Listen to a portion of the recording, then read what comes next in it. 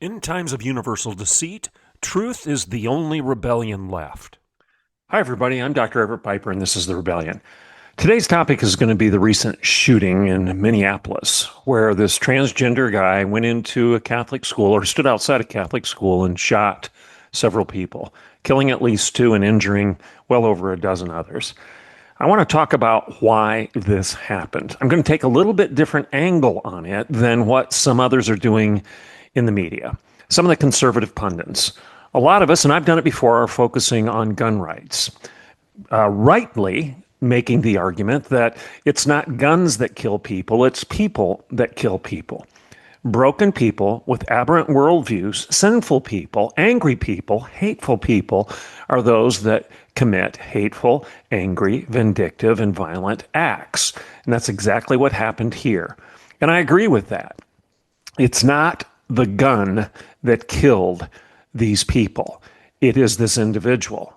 This disturbed individual went in and killed people because why? Because he had a broken worldview, because he was sinful, because he allowed his hate to gain control of him to the extent that he didn't care whether or not other people lived.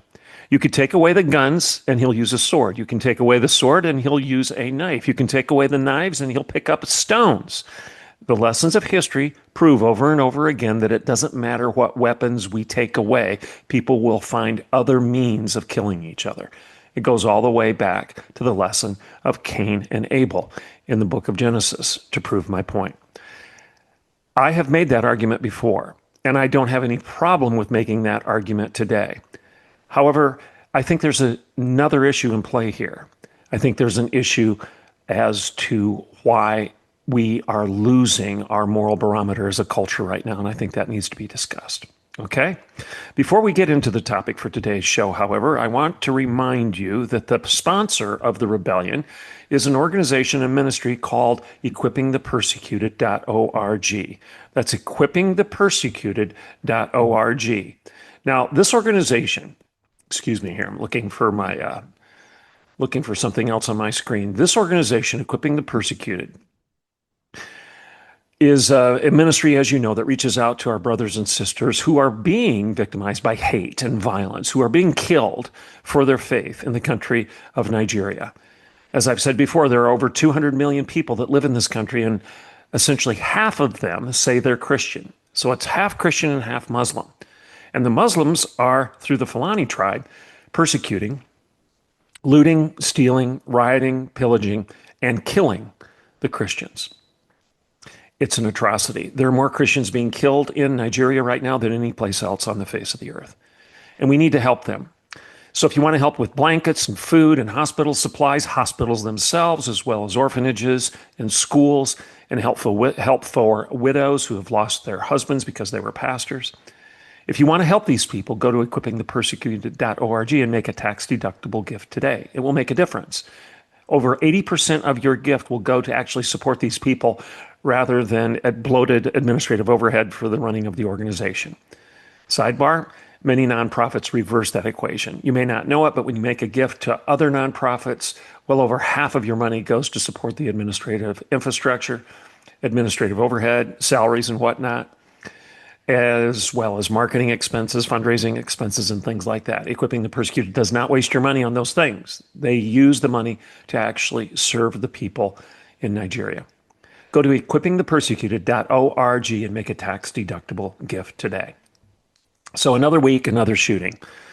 And I want to talk about this within the context of the subtitle of my bestseller, Not a Daycare. My book that was a bestseller on Amazon.com was titled Not a Daycare. But the subtitle is as important as the lead title. And the subtitle was The Devastating Consequences of Abandoning Truth. That's the devastating consequences of abandoning truth. Now, why did I give that subtitle to that book? And why does that have any pertinence in today's discussion as we try to evaluate what's going on with these school shootings and the violence that seems to be escalating in our country right now? And not just in the United States, but all over the Western world, Canada, Western Europe. It seems like a lot of the Judeo-Christian culture is losing its soul right now and losing its safety, security, losing its basic freedoms as the result of people like this who are reaching out, acting out on some very, very, as I've already said, aberrant beliefs and an aberrant worldview, an evil worldview. So another week, another shooting, the devastating consequences of abandoning truth. As a university president, I had a front row seat as I watched hundreds and hundreds of students descend onto my campus every year. And each fall, I watched with a growing sense of discomfort as the increase in self-centeredness of these students that matriculated to Oklahoma Wesleyan University became more and more apparent to me. And it wasn't just Oklahoma Wesleyan University. It was at Greenville College, Spring Arbor University, Bowling Green State University, Grace College and Seminary, all of these institutions I worked at. And then a lot of the other institutions I was associated with because of my involvement in professional organizations and whatnot. It was a universal problem. Each year, we'd watch as hundreds, if not thousands and thousands of students descended upon our campuses. And there was this growing and exponential increase in self-centeredness that was becoming more and more apparent. Some examples from the athlete who was upset because his coach was too harsh. These are real stories. An athlete. I had a student come into my office once when I was president at Oklahoma Wesleyan, and he was complaining. His coach was too hard on him. And I thought, players complain all the time about the coach being too hard. Is he not getting enough playing time and whatnot? I found out he was getting a lot of playing time. The student's dad ended up calling me, and he took his son's side. He said, my son's a catcher, and he's taking way too many pitches in the dirt. And his thighs are getting all bruised up because he has to keep taking these pitches in the dirt because the pitchers don't know what they're doing. And my son's basically a backstop. Dad's complaining about this, taking his son's side. And he says the coach doesn't sympathize with my son much. And then he said the other day my son was in a game and he went to steal second and he got thrown out. And the coach scolded him, called him an idiot. That's it. So the student made a mistake. The athlete made a mistake, did something the coach did not want him to do. He tried to steal second, gets thrown out, and the coach pulls him aside, yells at him, and says, "You're an idiot." In addition to that, he's a catcher, getting lots of playing time, so much so that his thighs are all bruised up because he's taking too many pitches in the dirt. And it's the coach's fault. And it's my fault for not taking the side of the kid and the dad. This is crazy. If I had a dime for every time the coach called me an idiot, I'd be a very, very wealthy man. And your job as a catcher is to take pitches in the dirt. That's your job. So yes, you're going to get bruised. That's the nature of the game. So that was one real anecdote, real example of something I had to deal with. And I thought this self-centeredness and this helicopter parenting that kind of contributes to it, at least accompanies it, is really concerning and quite bizarre, actually. So I had that situation, and then you've got the multiple students who would fail a test, and it was unfair that they failed the test because of the professor. The professor shouldn't have failed them. That was just unfair that they got a poor grade. Apparently, the student was oblivious to the fact that if they would have studied harder, taken responsibility for their own grade, that it would have been higher, and that failing the test is not the professor's fault. So what? The test is hard. So what? Again, welcome to the academy. Welcome to college life. Then you've got the co-ed who was incredulous because a faculty member dared to penalize her for skipping a class. Well, I'm paying my money. I'm paying tuition. Why should I be penalized for not going to class? Do you see the common thread in all of these examples? A kid who's upset because he's getting playing time, but he's taking too many pitches in the dirt, and the coach yelled at him because he made a mistake, did something he wasn't supposed to do, something the coach told him not to do, tried to steal second, and he got thrown out. And the coach says, "You're an idiot. Pay attention to me." Didn't curse at him, didn't swear. He called him an idiot. And the dad takes his side. So I watched as one generation after another strutted into the classroom with confidence that they were God's gift to the ivory tower, regardless of their academic performance or lack thereof. After all of these students, how could they possibly be wrong? because each and every one of them had a shelf full of participation trophies to prove their point, to prove that they were God's best gift to our campus, that their focus on themselves was justified. After all, everything they'd done up until that point in their life, they got a great big group hug. Helicopter parents swooped in to solve the problem. If they had a coach that scolded them and called them stupid, and heaven forbid that they be penalized for not going to class. And, they should get a better grade after all. The professor must be too harsh. The test questions must not have been fair. Everything is a deflection. It's always somebody else's fault. And this narcissism, I would argue, was almost pathological. Day after day, these students would stare into their shimmering light of their iPhones. And night after night, they gazed at their own image on Instagram and Snapchat and TikTok. The students seemed to be almost like Narcissus, with no sense that what they were doing would result in them drowning in their own selfishness. As in the Greek myth, these young people were too drunk in self-adulation to admit what their hearts should have been telling them all along, that it was all an illusion. The God they saw in the mirror was not real. Now, I would argue that it's fair, and I'm right, and many of us are right, to criticize this kind of self-absorption. But maybe we should, at the same time, when we're looking at the way the current generation is behaving, the selfie generation, the self-focused generation, the selfish generation, the self-worshiping generation. It's all about me. How dare you offend me? You made me feel uncomfortable. Microaggressions and trigger warnings and safe spaces. Give me a teddy bear and a coloring book while I'm in college because I feel anxious about the tests. Okay, it's fair to criticize this. I've done it quite frequently. That's the point of my book, not a daycare. This is a university. It's not a daycare. We're not going to coddle you. I get it. But while we're criticizing all of this self-absorption, maybe we should at the same time ask what role the previous generations have played in creating these little demigods.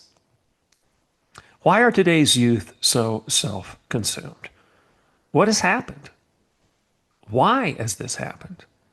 Does at least part of the responsibility fall on those that preceded them?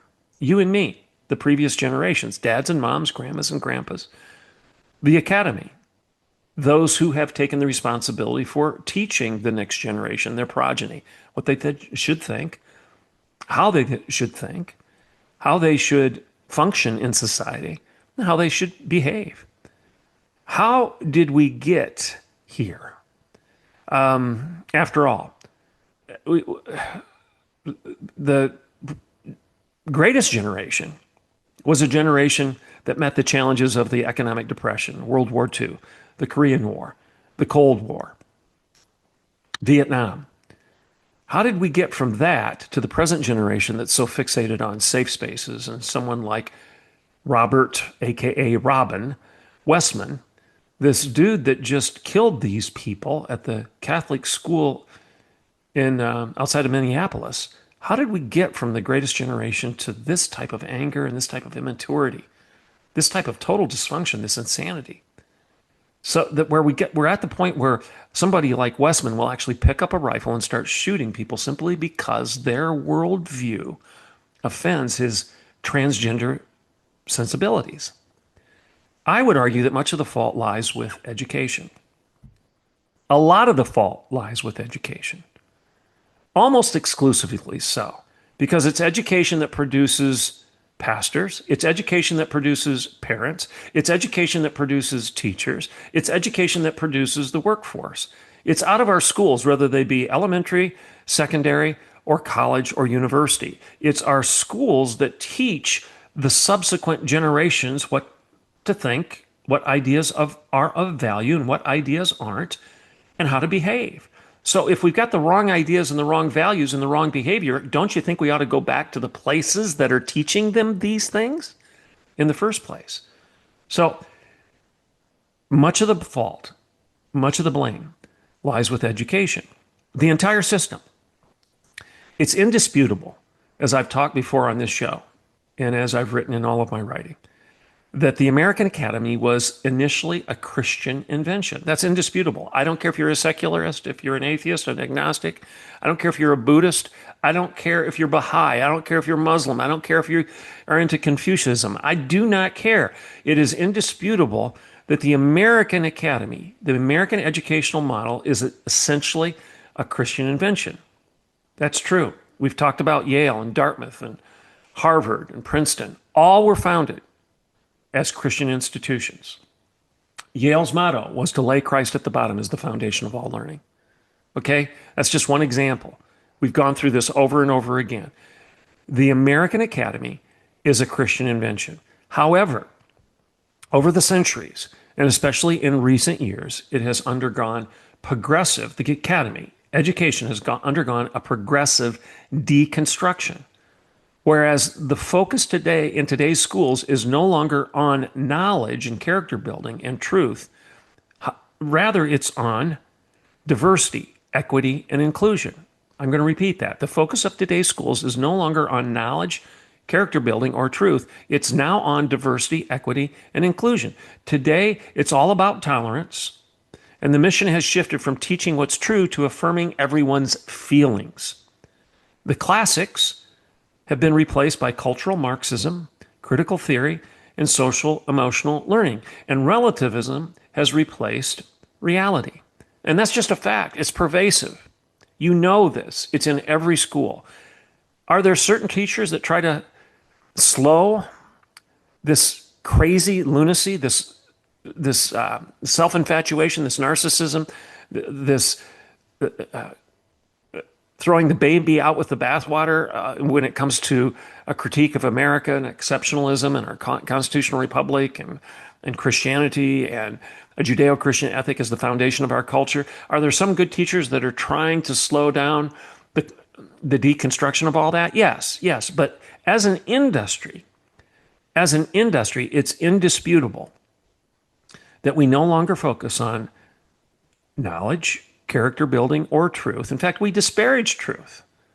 We argue that truth is a product of white supremacy, of privilege, and that subjective feelings and constructs are more important than objective truths that are defined by the winners of history. I mean, you've heard this kind of stuff. So we don't focus on basic knowledge, facts and figures, reading, writing, and arithmetic. We don't focus on character building any longer. In fact, we disparage that as being, it's those Christian right-wingers, the religious people trying to ram their faith down everybody else's throat. And truth is disparaged. We talk about it as a lowercase t, a construct of society rather than an uppercase T, truth with a capital T, revelation from God. And we've replaced it with cultural Marxism, critical theory, and SEL, social emotional learning. And moral relativism has replaced reality on almost every front. So the lie of elevating tolerance under the banner of I can't tolerate your intolerance and diminishing truth at the same time while teaching that it's true that nothing is true, these lies, these duplicitous statements have given us a country of moral and intellectual nihilism. So again, we've disparaged the idea of truth. We've elevated the ideas of critical theory. We don't teach character development any longer. In fact, it's moral relativism today. It doesn't matter what you believe as long as it works for you. You've heard this over again. It's the whateverism of our culture. However, the lie of elevating tolerance under the banner of I can't tolerate your intolerance and dismissing truth while teaching that it's true that nothing is true has given us a country of moral and intellectual nihilists. People that don't think anything matters. It's the nothingism, the whateverism, the nihilism of our current culture. Here's the point. If there is no objective truth, then it doesn't matter what you believe as long as it works for you. If at the end of the day, my truth is my truth and your truth is your truth, it is inevitable that our opinions become the ultimate arbiter. And the idea that truth exists at all, let alone finding it rather than creating it, is all but lost. And that's the nature of our schools today. For decades, our schools have been churning out students with degrees and little more than opinions. We have raised a generation to be so assured of themselves that they have little confidence in much else other than themselves. They claim there is no truth, but then they presume their views are true.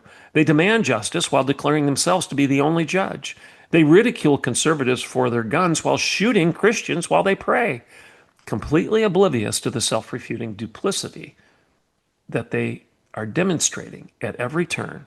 The list goes on and on and on. Here is my conclusion.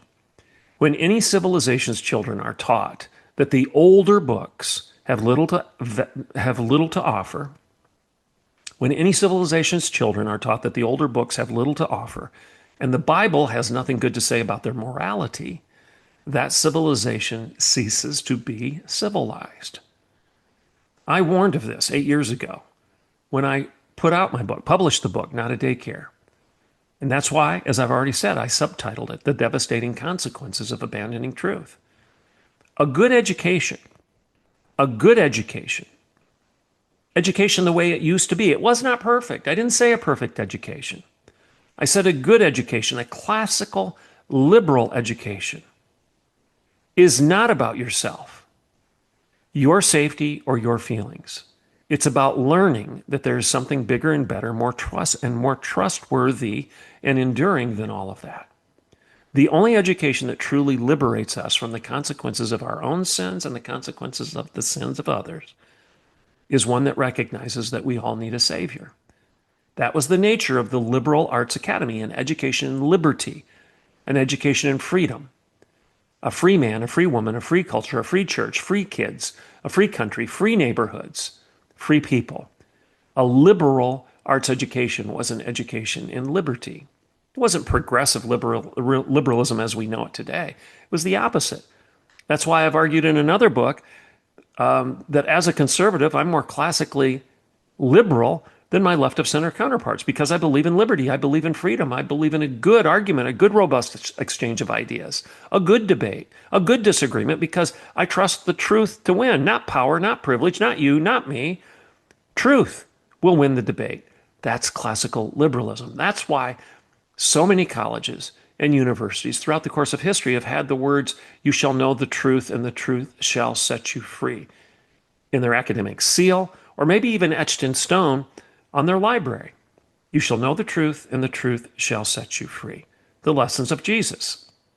That's what a good education is supposed to be about. A classical liberal education. It's not safe. As I've said before, C.S. Lewis tells us that the great lion Aslan is not safe, but he's good. There's a difference between safety and goodness. An education shouldn't be safe. It should be good. The academies shouldn't be safe. It should be good. The church shouldn't be safe. It should be good. Aslan, Jesus himself, is not safe, but he's good. The point of education, a classical liberal education, was to learn about the good, the true, and the beautiful. And today we've discarded all of that and called those ideas, the good ideas, the true ideas, the beautiful ideas, products of white privilege. And that we need to lean into critical theory and the disenfranchised, intersectionality, diversity, equity, and inclusion. We need to lean into reverse discrimination, essentially, because we're teaching people to covet the things that others have, breaking one of the 10 commandments in that instruction, and we're suffering the consequences for it. Because when you start coveting, you start hating the people that have something that you don't have, and you'll do anything to get it. And that's why we had this shooting in Minneapolis this last week. It wasn't because of the gun. If he would have used a sword, it wouldn't have been because of the sword. If he would have used a knife, it wouldn't have been because of the knife. If he would have picked up stones like Cain did to Abel, it wouldn't have been because of the stone. It's because of the brokenness in the human heart. G.K. Chesterton told us that the most provable part about Christian theology is the original sin. All you have to do is look out the window, look in the mirror, turn on the daily news, read the newspaper, and in today's parlance, open up your laptop or look at your iPhone and see what's going on in the world. And it's broken. There's something wrong with us. There's something wrong with the human being. And that wrongness is clearly identified in Scripture. It's called sin. It's called hate. It's called a desire for vengeance. You want your pound of flesh. You want vengeance rather than trusting it unto the Lord. The lesson of history is clear. all the way back to the story of Cain and Abel. We read time and time again that the inevitable result of abandoning truth is that we always start picking up stones and killing each other. If you want to solve the problem, if you want to stop the shooting, you've got to start by teaching the right ideas in your schools. Because as long as you double down on dumb and teach the wrong ideas, you're going to get wrong behavior. Garbage in, garbage out. Ideas have consequences. Good ideas, good kids, good culture, good community, good cities, good government, good church. Bad ideas, bad kids, bad cities, bad communities. You're going to get bad people behaving very badly if you double down in teaching them bad ideas. I'm Dr. Everett Piper, and this is The Rebellion.